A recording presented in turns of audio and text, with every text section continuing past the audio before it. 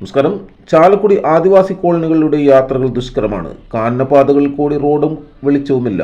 വിദ്യാഭ്യാസത്തിനും മറ്റ് സ്വകാര്യ ആവശ്യത്തിനും വരണമെങ്കിൽ പുഴയിലൂടെ സഞ്ചരിക്കണം. പഞ്ചായത്തും മറ്റ് ഏജൻസികളും ചങ്ങാടം ഉണ്ടാക്കിയിട്ടുണ്ടെങ്കിലും യാത്ര ദുഷ്കരമാണ്. അതിനിടെ വാടകം ശ്രീമതി സുനീക്ഷ MP ശ്രീ സുരേഷ് ഗോപിക്ക് പരാതി കൊടുത്തതിൻ്റെ അടിസ്ഥാനത്തിൽ ആദിവാസികൾക്കായി പുതിയൊരു ലൈഫ് ബോട്ട് നൽകി.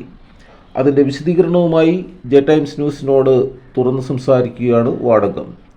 അതിരപ്പള്ളി പഞ്ചായത്തിലെ വെറ്റിലപ്പാറ ഗവൺമെൻറ് സ്കൂളിൽ ദേശീയ media and journalism workers union വിദ്യാർത്ഥികൾക്ക് പഠനോപകരണ അവാർഡ് വിതരണവും നടത്തുന്ന ചടങ്ങിലാണ് ടൈംസിനോട് വാടകം ശ്രീമതി സുനീക്ഷ ഇതുമായി ബന്ധപ്പെട്ട് സംസാരിക്കുന്നത്.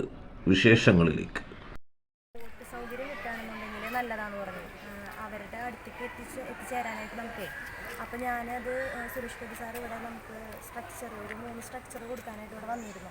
അപ്പോൾ ആ സമയത്ത് സാറിനോട് ചോദിച്ചായിരുന്നു നമുക്കിങ്ങനെ ഒരു ബോട്ട് സൗകര്യം ചെയ്തു തരാൻ പറ്റുമോ. അപ്പോൾ അന്ന് ആൾ പറഞ്ഞു അതിന് എത്ര ആഴുണ്ട്, അതിൻ്റെ എല്ലാ രീതികളും അറിഞ്ഞതിന് ശേഷം മാത്രമേ നമുക്കത് സാധിക്കുള്ളൂ, എന്നാലും നോക്കാമെന്ന് ആൾ പറഞ്ഞിട്ടുണ്ടായിരുന്നു. പിന്നെ കുറച്ച് ദിവസത്തിനുള്ളിൽ ആൾ വിളിച്ചു, ജില്ലാ പ്രസിഡന്റ് വിളിച്ചിട്ടുണ്ടായിരുന്നു അനീഷേട്ടൻ. സുരേഷ് സാർ അടുത്തുണ്ട്, സംസാരിച്ചോളാൻ പറഞ്ഞു. അങ്ങനെ ആളെന്നോട് പറഞ്ഞു നമുക്ക് ബോട്ട് കൊടുക്കാമെന്ന് ആൾ പറഞ്ഞു. വളരെയധികം സന്തോഷമുള്ളൊരു നിമിഷമായിരുന്നു അത്. കാരണം നമ്മുടെ ട്രൈബൽസിൻ്റെ ഇടയിലേക്ക് അങ്ങോട്ട് കടന്നു ചെല്ലാൻ പറ്റാത്തൊരു സാഹചര്യമായിരുന്നു. അപ്പോൾ ആളുടെ വിവാഹ വാർഷികത്തിന് സമ്മാനമായിട്ട് തന്നെയാണ് നമുക്കത് തന്നത്.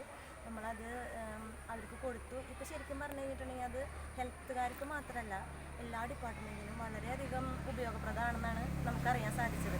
അപ്പോൾ അവിടുത്തെ ഇപ്പോൾ ചോദിക്കുന്നത് ഞങ്ങൾക്ക് അതിനൊരു എൻജിൻ വെച്ച് തരാൻ പറ്റുമെന്നാണ്. അങ്ങനെ ഒരു ഇതും കൂടി ചോദിച്ചായിരുന്നു. അപ്പോൾ സാറിനെ കാണുമ്പോൾ സംസാരിക്കാമെന്ന് പറഞ്ഞിട്ടുണ്ടായിരുന്നു. അതുപോലെ തന്നെ ഇപ്പോൾ ഫോറസ്റ്റിലായാലും ഇപ്പോൾ ഒരുവിധം മിക്ക മേഖലയിൽ നിന്നുള്ള ഉദ്യോഗസ്ഥരും വരുമ്പോൾ എല്ലാവർക്കും നമുക്കൊരു കംഫർട്ടായിട്ട് പോകാൻ പറ്റിയ ഒരു സാധനമാണ്. കാരണം നമ്മൾ മറ്റേ ചങ്ങാടത്തുമ്പോൾ പോകാന്ന് വെച്ചിട്ടുണ്ടെങ്കിൽ അത് അങ്ങോട്ടും ഇങ്ങോട്ടും ആടി ഇതായിട്ട് ഇരിക്കണം. മുക്കുമ്പുഴ അപ്പോൾ അങ്ങനെ ഒരു സഹായം.